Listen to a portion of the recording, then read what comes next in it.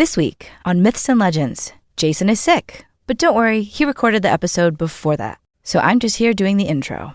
We're back this week in the stories from the Grimm brothers. We'll see how berating everyone and everything around you might make you a few enemies, and how laughing at a guy's ridiculous facial hair might get you some new mouse roommates. The creature this week is a giant from Christian folklore who hates paying attention in church.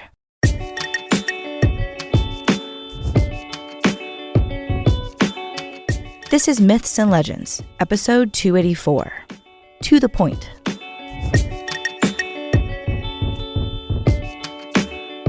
This is a podcast where we tell stories from mythology and folklore.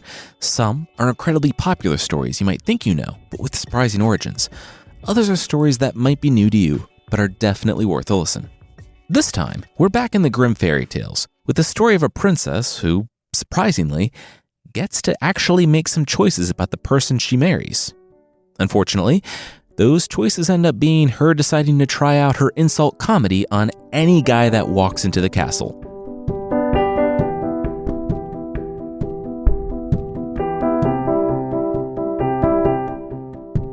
The king sighed. Look, he was really trying to meet his daughter halfway on this one. Really, he was the king, but they were always one generation away from chaos. For the monarchy's continued existence, the princess needed to marry someone. They all had their different parts to play here. They talked about this. I see you nodding, so what's the deal? Why is this guy not good enough? The princess shrugged. She didn't know. It was obviously something. The king needed an answer, because it seemed like she didn't want to marry anybody, which, as they've already gone over, was not an option. Fine. I hate his sideburns, the princess finally blurted out. The king raised his palms. There, all right, a dialogue. This guy can shave his sideburns. Then would she marry him? And his breath stinks, and he's pale as death, he stoops, and he holds his fork weird so it looks like he's shoveling food in his mouth. The princess crossed her arms.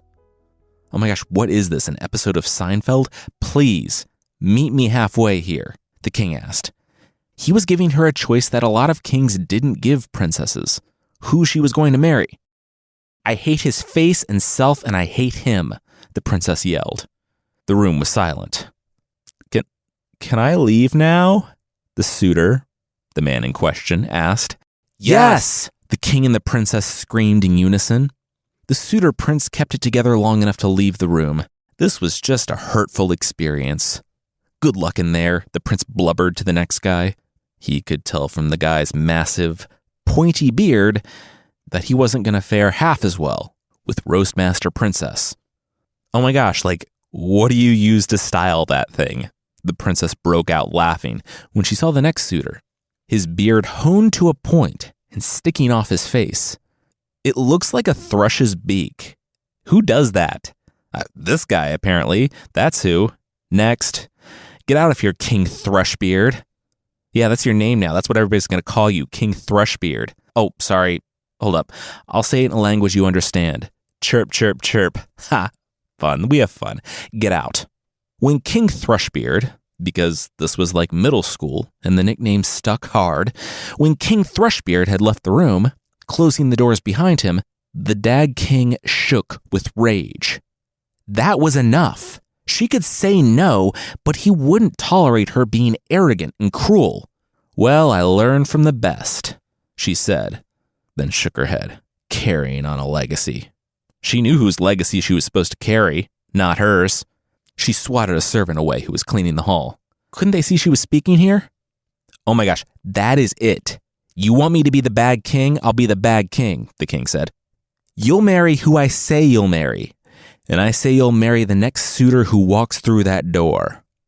You're bluffing, the princess narrowed her eyes. The king, not breaking her gaze, told his servant, Hans, to bring in the next suitor, his new son-in-law. There are no more, Your Majesty. She's too mean. The king frowned. Well, they would wait to see who the next guy to walk through that door would be. It could be anybody. Oh, well, look at me walking through the door, the servant, Hans, said. Not you, Hans. The king barked. Yes, your majesty. Hans bowed and left. Could have been a slow week for suitors. Could have been that the princess was just too mean. Regardless, no guys wanted to come subject themselves to the princess's insult comedy, so the king was getting a little antsy regarding his threat. Finally, though, they heard something from outside. Music. Hans, the king barked. That person outside playing music and begging in the street. Is he a reasonably attractive young man? The princess scowled. Well, Hans started, but the king laughed. Didn't matter, call him up. Could be a Bluebeard for all he cared. The young-ish man, maybe in early to mid-20s, froze when the king told him to stop in the doorway. You there, economically disadvantaged minstrel man, in the ragged clothes playing the lute? I loved your song out there. I don't have cash on hand, but for a reward, would you like my daughter, the princess, as your wife? The minstrel said, couple questions. First, what? Is this real? If it was, could they go on a date or something first? He heard she's very mean. Yeah, the king said, that's cute, but no. I've made a promise to marry her off to the first eligible bachelor who walks through that door, who's not Hans. So your answer is yes. That's in order. The minstrel said he guessed that was his answer then. The king clapped. Good. Wedding time. Going to be a cheap one too, because it's basically non-existent. The king called in the priest, and the man married the pair at once. The princess rolled her eyes afterward, and she said she would be in her room. This was ridiculous. But she found the guards blocking her way with their crossed spears. The princess ordered the men to step aside. The king said, what did she think she was doing? Ordering the guards around? They were just doing their jobs. The princess said that she was going to her quarters. Get out of her way. No, sorry, I'm not going to let some rando beggar minstrel's wife mill around the palace. You have to leave with your husband. Okay, bye-bye now. The princess thought her dad had to be joking, but a couple of rough shoves from the guards told her that he wasn't. Soon, she was standing out in the street with her new husband, the minstrel. Another couple of hours trying to get back into her home, and it was slowly sinking in that Dad wasn't joking.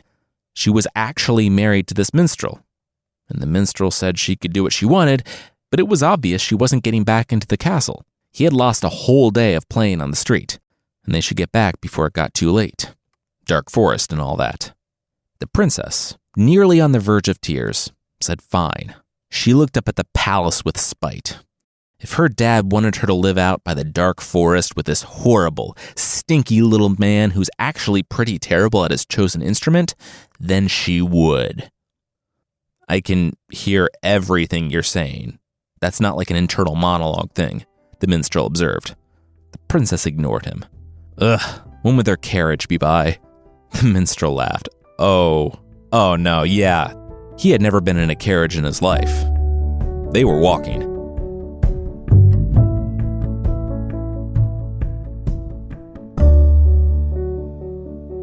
Is it my fault you didn't grab some cash before leaving the palace forever so you could buy something better to walk in than princess shoes? The minstrel said, again, as the pair finally made it to the edge of the forest. The minstrel lived past the edge of her father's kingdom, through the forest. The princess looked around. She had never been out this far. Who owned this forest? King Thrushbeard, the minstrel laughed. The princess laughed too. Eek. So that name stuck then. Hey, you just said what we all were thinking, the minstrel said. Seriously, who chooses that for a look? But hey, if you married him, all this could be yours. But his loss is my... something. The minstrel turned around to see the princess grimacing. They passed through the forest to find a meadow, also owned by Thrushbeard. Then, a large town emerged. Still Thrushbeard's, as the story points out. But this baby's all mine. The minstrel pointed to the one-room shack up ahead, in the shadow of the wall. This is where you live. The princess looked with disgust. Yeah, don't try to sound so impressed, the minstrel laughed. The pair opened what could be charitably called a door, and the princess held her cloak out. What are you doing? The minstrel asked, as he threw a log on the fire pit and blew on the banked coals. The princess retracted her arm in self-consciousness, but it was too late. Oh, you think we have servants? Ooh, I'm embarrassed for you. No, you have to hang up your cloak yourself. How hard for you, he winced. The princess ignored his laughter and sat down by the fire. She was hungry. When was dinner? The minstrel said he didn't know.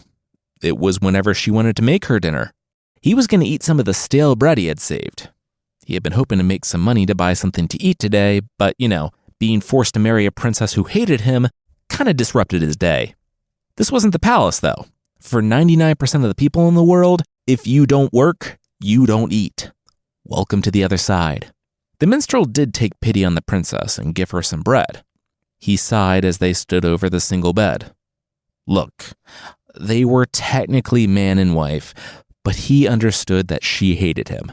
She didn't ask for any of this, and frankly, neither did he. They would sleep separately, of course. He handed her a blanket, and you know what? She could have the bed. She snatched the blanket and moved to sit down, but he laughed. Just kidding. Neither of them had asked for this, and she had been super mean to him today. She got the floor. Watch out for the mice, though. They are very territorial.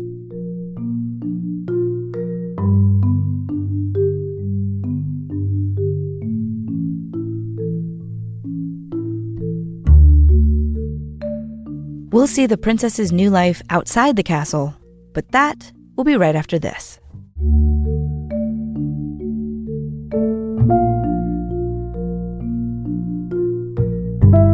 Oh my gosh, what time is it? The princess blinked. Morning time, the minstrel said, after throwing open the shutters and washing the hut in light. The princess sat up on the dirt floor.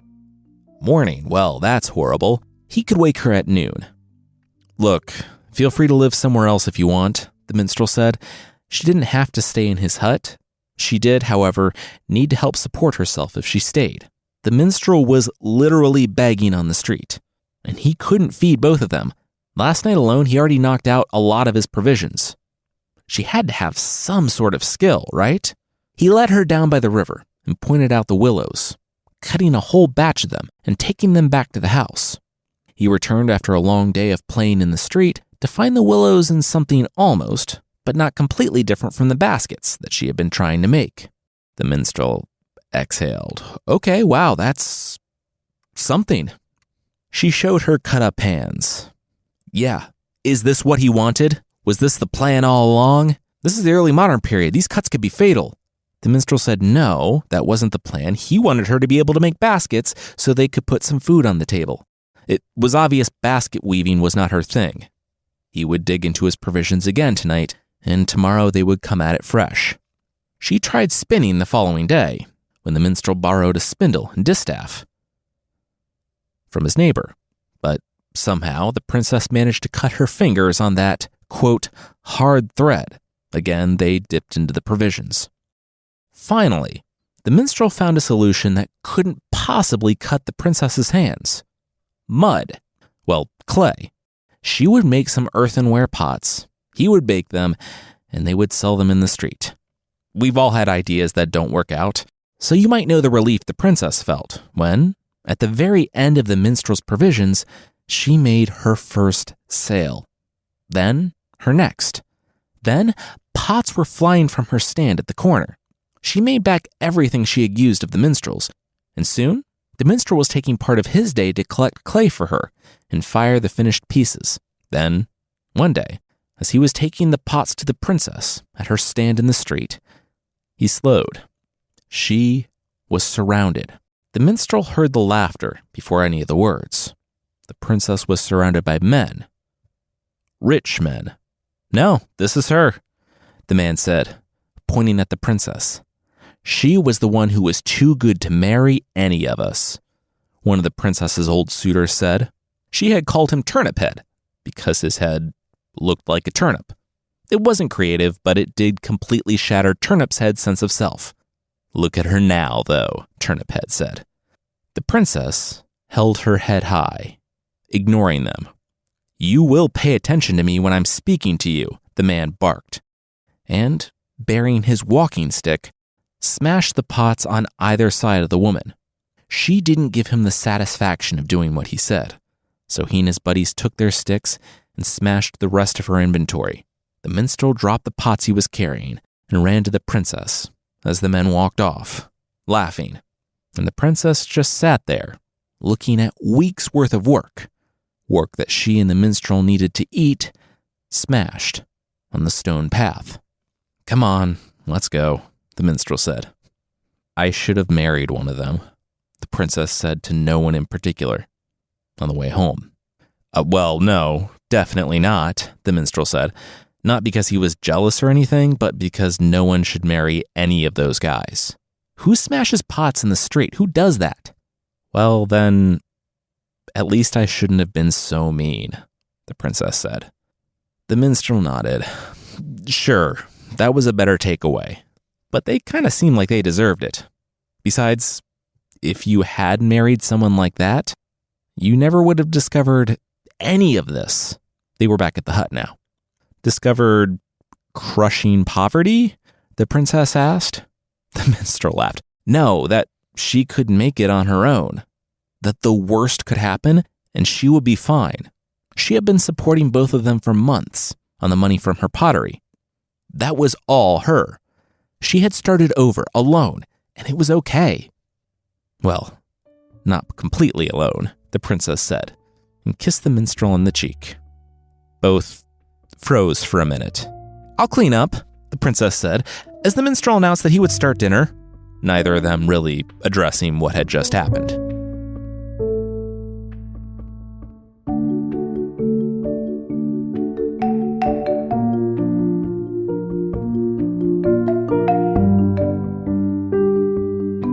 The princess did not care to go back to the street to sell pottery, and the minstrel didn't blame her. Luckily, the minstrel had some friends in the court of King Thrushbeard. He was friends with the servant, the guy who played music for one of the lesser nobles. So, it's a pretty big deal. He didn't know why he didn't think of this sooner, but they were looking for a new kitchen maid. They thought the previous one was just a person in a funny-looking coat, but it turned out to be an ogre, so they had to hunt it down and kill it. Regardless, there was an opening. He put in a good word, and the princess was a shoo-in. With her manners and knowledge of etiquette, she would be great. And she was. Working in the castle was a fantastic fit. The princess was right at home, even though she had been tasked with the dirtiest, most demeaning jobs. She had to be available to cook at all hours and to do anything asked of her, but she knew what it took to survive, so she rose to the occasion. She also had a secret. The princess and her husband had started sleeping in the same bed as the princess accepted her new life and, frankly, grew to love the minstrel. She never thought she would find happiness and contentment in a hut in the shadow of the city walls, but here they were. Still, because they shared a bed, the minstrel could feel when she got up in the night, which she did, every night. He sat up when he heard her whisper, and she startled when he struck a match and lit a lantern. The mice all around her broke and ran. The princess was squatting on the wood floor with a jar in her hand. She rose, sheepishly, and said that she could explain. When she took the job in the castle, she knew how much food they threw away. She had been a princess, after all, and she also knew how difficult it was to be hungry. The mice she shared the floor with when she first came to the shack, she could see that they were suffering as she had suffered. So she would take scraps from the plates she cleared in the castle, keep them in a small jar in the pocket of her dress, and bring them home each night to feed the mice. She was sorry. She knew how much the minstrel hated the mice, but she couldn't bear to see them suffer. The minstrel didn't even have words. He hugged the princess, his wife, and said that she had empathy for mice. She had grown so much. Then he looked at the growing crowd of eyes who, accustomed to the light, wanted their treats. Hey, you think we could, feed them outside from now on? Maybe? The princess looked too. Yeah, there were a lot more of them now than when she started.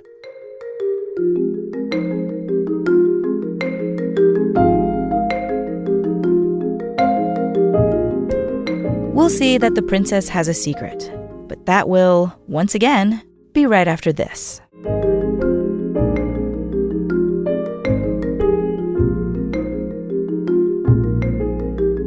It was the night of the wedding. King Thrushbeard had met someone, and it was all hands on deck. Since the princess had joined the kitchens almost a year ago, she had hardly seen Thrushbeard, except a few times in passing at the ends of halls and stuff. She spent most of her time with the rest of the servants, and she was fine with that. Tonight, though, as part of Thrushbeard's way of saying thanks, he invited all the servants to attend the dance. That's how the princess found herself at the edge of the room, watching Thrushbeard and dozens of other nobles dancing with their spouses. This had once been her world, but she had come so far since those days. She had been cruel, petty, and demeaning because she thought she was so much better than everyone. Now, her best friends were people she would have commanded to not even look at her when she was a princess, and the princess froze. The whole room was looking at her. King Thrushbeard was standing before her, and he was holding out his arm. Could he have this dance? The princess said, "Why?" King Thrushbeard shrugged. He can't ask a beautiful woman to dance? Probably not at your own wedding reception, the princess said. Then shrugged herself. Sure, you know what? Fine. She would dance. I know who you are, King Thrushbeard said as the room watched the pair on the dance floor. You're that princess who gave me the nickname. Thanks for that, by the way, the king said. The princess said that she was sorry. That was a long time ago. It felt like a different life now. She had been callow and cruel. She didn't know how much she had hurt people all around her, because she had never lived any other life than that of a princess. Still, it was a reason for her callousness, but not an excuse. Well, I forgive you, King Thrushbeard said. Then he looked down awkwardly. Oh. The room was all chuckles. As the pair danced, the jar in the princess's pocket had jostled. The scraps of food that she was collecting for the mice had been spilling out. The people in the hall might have thought it pitiful if they weren't so jealous of the princess. They laughed. Oh, she was struggling so much that she needed to steal scraps of food from half-eaten dishes? How hilarious. The princess stopped dancing and started picking up the food, apologizing to the king. She scowled at the crowd. It wasn't for her. It was for the mice in her hut. That didn't sound better. When she was finished and closed the jar, she stood. Bowing, she told King Thrushbeard that she wished him all the happiness in the world. She needed to get home now. I'll never be happy, King Thrushbeard said. I'll never be happy without you. Princess didn't take another step. She turned around. What? King Thrushbeard stepped forward. He had loved her from the moment he saw her, that day at her father's palace. She told him to maybe think about what he was saying here. He just got married. That wasn't the best start of a marriage. No, I didn't. Get married, that is, King Thrushbeard said. He stepped forward. He knew she had been working in the kitchen after her father had thrown her out. This had all been to bring her here. The wedding today wasn't between Thrushbeard and some noble's daughter. The wedding today was between Thrushbeard and the princess he would love for the rest of his life. If, of course, she would have him. I'm already married, the princess said, vacillating between rushing out the door and rushing back to the life she always knew to be hers. Yeah, to a wandering minstrel. That was a cruel joke your dad played, but the curse one king laid on you can be undone by another king. I have the power to annul your marriage. It never happened. If he speaks of it or you, I can have him exiled or executed. The princess only needed to say yes. Stay here with him in the castle. The princess smiled. That's something she would have said, too. That he was just a wandering minstrel, that people were defined and limited by what they could do for you, or how much you could use them until you cast them away. But he wasn't just a minstrel. He was a good man. He had helped her find a part of herself that she never knew. She wished King Thrushbeard a good life, but that life would not include her. Like she said, she had to get home.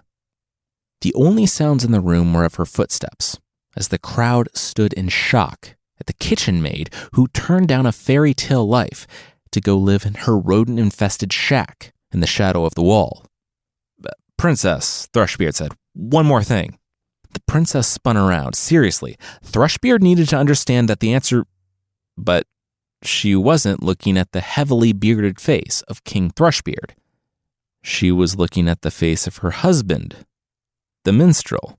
He was standing in the king's clothes, fake beard in his hand.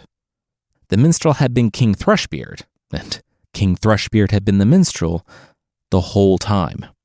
Thrushbeard, the minstrel, had been listening outside the door when her father yelled at her. He shaved, not in the least because he was super self-conscious of his beard, but also so he could become the minstrel. The whole thing with the shack had been to help the princess gain a different perspective on life. It had been a whole Nathan Fielder-style deception, where each day after the princess left, Thrushbeard would have a crew come and touch up his disguise and bring in moldy, rotten food and buckets of mice to restock the place. It was a whole production. He was sorry for the deception, though. The princess said, yeah, that was a lot to process, but ultimately it had helped her grow. She embraced the man who had been her husband all along, and together they celebrated their wedding. Thrushbeard had invited the princess's father to the celebration. "Who said she figured it out? Good for her. He was in on it the whole time." "He wasn't. He had no idea. He forced you into marriage to a stranger just to be vindictive," Thrushbeard whispered. The princess politely hugged her father. "Bet you're glad to be out of that hut," the princess's father said, "and not to be married to just some minstrel anymore. Now your true happiness can begin." The princess, an arm around her husband, said that her true happiness had already begun. Out in that hut, married not to a minstrel, not to a king, but to a good man.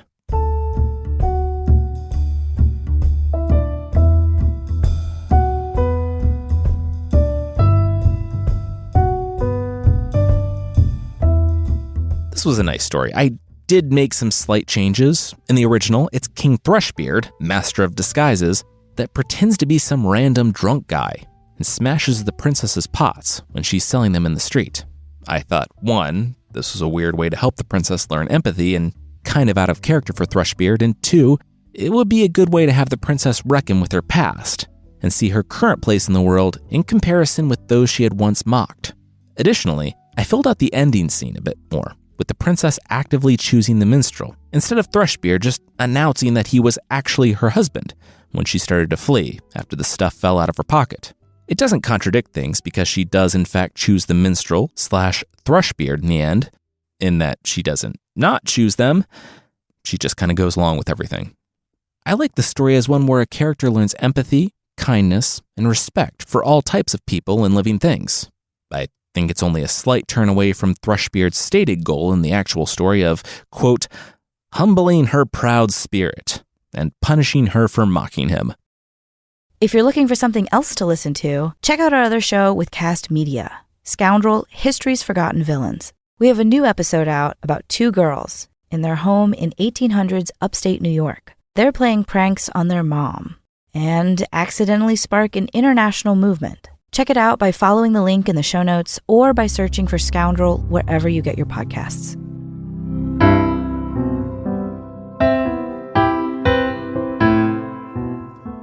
The creature this week is a giant named Asterisx from Christian folklore. What happens when the old world meets the new? Well, a queen prayed to the Virgin Mary for a baby, and when they had the baby, he was dedicated to the god Apollo. This, apparently, meant that he was going to be super strong and fearless, and also a giant. When you're a giant born to a king, you have pretty much one career path: famous hero knight. So, Asterisx left home and joined the household of another king, but he didn't want to serve just anyone. He wanted to serve the bravest, mightiest of kings. And the king he was serving, while brave, would grimace and shirk at mention of the devil.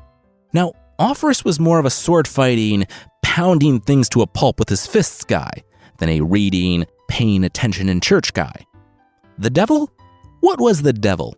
The king explained the basics of his faith to Asterisx, and Asterisx, I guess very much missing the point, said that he would find this devil and serve the more powerful, fearless king.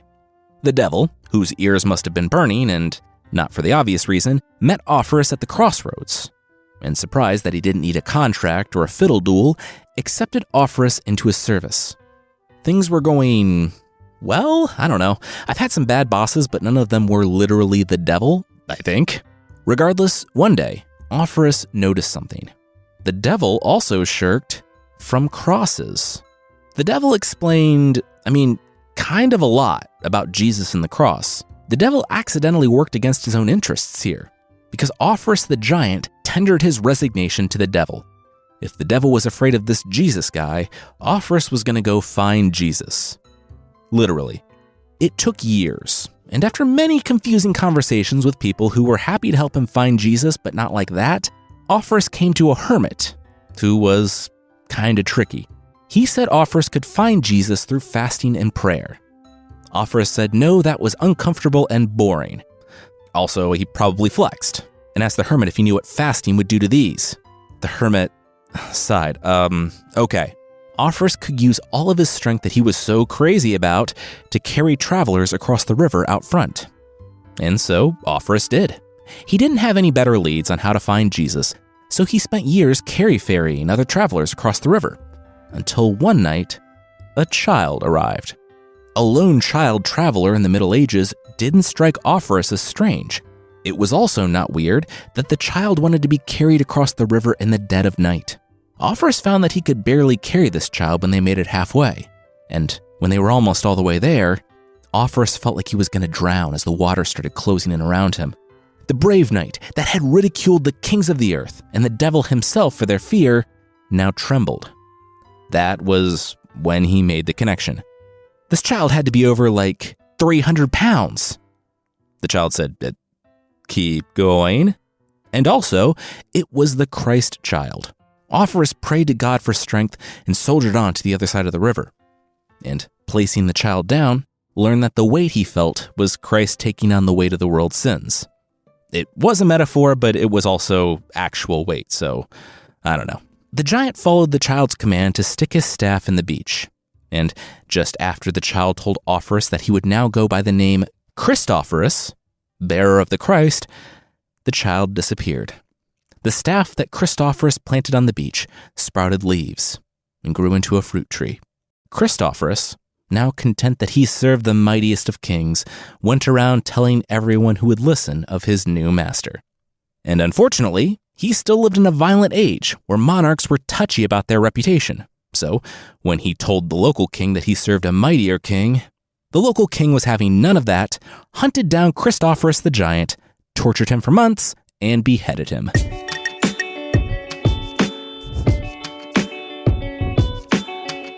That's it for this week. Myths and Legends is by Jason and Carissa Weiser. The theme song is by Broke for Free, and the Creature of the Week music is by Steve Combs. There are links to more of the music we used in the show notes.